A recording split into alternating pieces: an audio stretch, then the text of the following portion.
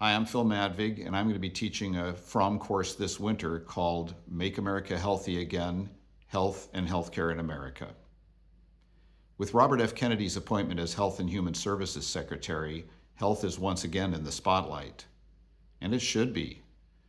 Our healthcare system in America is more costly by far than any other healthcare system in the world. We spend 1/6 of our economy on healthcare. Of course, we all value good health and a long life. So if it turns out that spending more than other countries gave us good health and long life, we probably would say that's money well spent. But that's not the case. In fact, it's quite the opposite. The health of Americans does not compare well to health of people in other countries.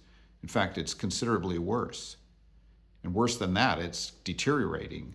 We're experiencing declining life expectancy for our young and middle-aged Americans. So what's behind this dilemma? How can we be spending more money on healthcare and yet having worse health? Well, that's going to be what we're looking at in this class. We're going to take a deep look at the United States healthcare system. We're going to dissect it. We're going to compare it to the healthcare systems in other countries.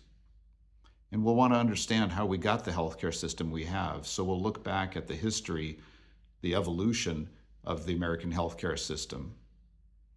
And we'll want to understand what are these drivers of costs. So we'll examine the underlying drivers of the costly American healthcare system and consider along the way, is there something that we could do to change that situation? We'll want to take a very deep look at the drivers of our poor health. Why do we experience poor health? Why is it getting worse? How much of that is related to our healthcare system, and what else is causing our health to deteriorate?